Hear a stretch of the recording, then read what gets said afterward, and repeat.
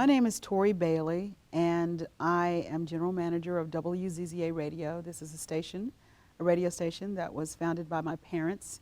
We launched in 1972.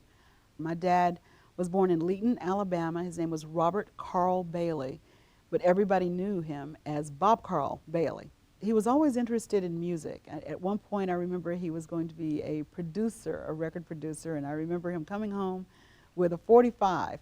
And it was two-sided, of course, so one song on one side, one song on the other. And he said, "What do you think about this song?" And we listened to it, and it was okay. And then we flipped it over, and we listened to the other side, and I remember saying, "I like this side better." But he said, "I didn't produce the other one. I produced this one." So he was always interested in the music business and was surrounded by such talented people who were friends of his. He was very good friends with Jimmy Hughes from the time they were young. I mean, you're talking about two Leeton boys.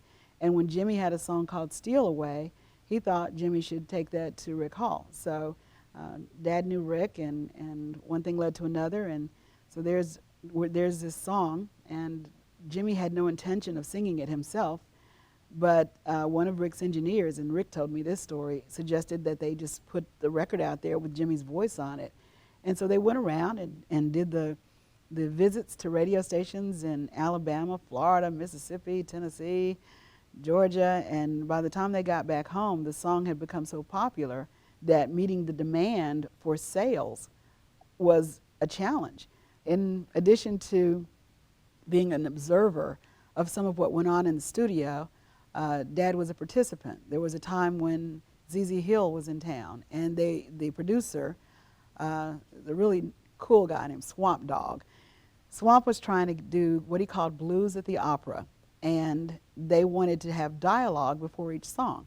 So ZZ was a little shy about it and really wasn't comfortable doing the talking part. So they would set up these scenes, and the first scene is a man and a woman, and they're apparently on a date, and he's pouring her a drink, and then the lady's like, "Okay, thank you," and then somebody knocks on the door, and he's like, "I wonder who that is," and it turns out to be his ex, and she wants him back. And well, ZZ didn't really feel comfortable doing that, so the idea came up to call my dad, the loudmouth. "Oh, he'll do it." So Dad came over to the studio, and now Dad is being ZZ on the dialogue part. And so you hear him talking, like, "Can I pour you a little drink?" And then you hear the other woman, coming in, knocking on the door. And he says, "Who is it? I'll bet that's Ethel." And she says, "It's Ethel." And he says, "What do you want, woman?" And she's like, "Open the door." I'm coming in. And, so that was the first song. And then later, the new girl left, and the Ethel is there. And so they talked it out. And finally, they decided to try it again. And then eventually, and all of these scenes are set before each song. Eventually, ZZ, or Dad, and Ethel got back together, and next thing you know, they're getting married. Well, apparently they didn't have enough male voices, because that's my dad, who is the preacher pronouncing them man and wife too. So he's ZZ, and he's also the preacher, and it was really a lot of fun.